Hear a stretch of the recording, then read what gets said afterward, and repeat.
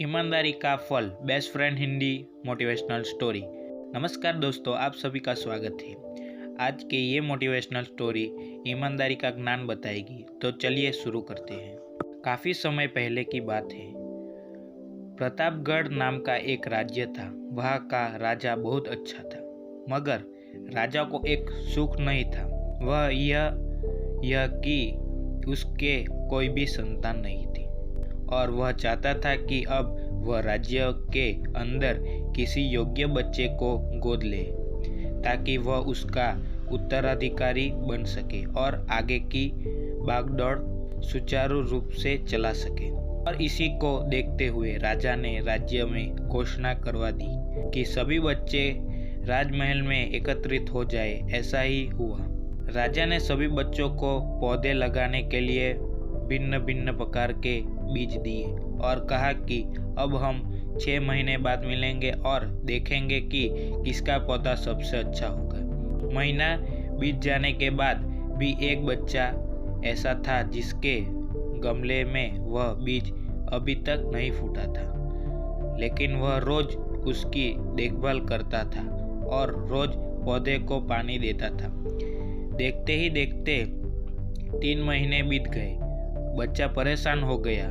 तभी उसकी माँ ने कहा कि बेटा धैर्य रखो, कुछ बीजों को फलने में ज़्यादा वक्त लगता है। और वह पौधे को सींचता रहा। 6 महीने हो गए। राजा के पास जाने का समय आ चुका था, लेकिन वह डरा हुआ था कि सभी बच्चों के गमलों में पौधे होंगे और उसका गमला खाली होगा। लेकिन वह बच्चा ईमानदार था और सारे बच्चे राजमहल में आ चुके थे। कुछ बच्चे जोश से भरे हुए थे क्योंकि उनके अंदर राज्य का उत्तराधिकारी बनने की प्रबल लालसा थी। अब राजा ने आदेश दिया, सभी बच्चे अपने अपने गमले दिखाने लगे, मगर एक बच्चा सहमा हुआ था क्योंकि उसका गमला खाली था। तभी राजा की नज़र उस गमले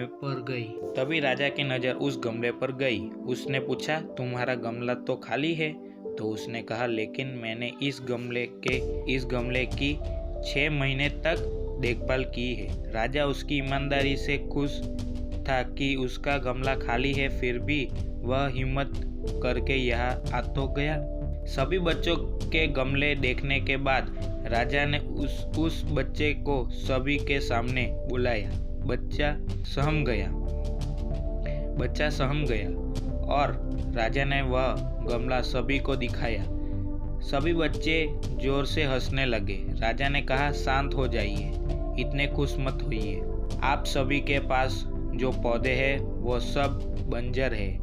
आप चाहे कितनी भी मेहनत कर ले, उनसे कुछ नहीं निकलेगा। लेकिन असली बीज यही था। राजा उसकी ईमानदारी से बेहद खुश हुआ और उस बच्चे को राज्य का उत्तराधिकारी बना दिया गया। लेकिन हमें इस कहानी से क्या सीखने को मिला? मेरे हिसाब से अपने अंदर ईमानदारी का होना बहुत जरूरी है। अगर हम खुद के साथ ईमानदार हैं तो जीवन के किसी न किसी पड़ाव में सफल हो ही जाएंगे, क्योंकि हमारी औकात हमें ही पता होती है।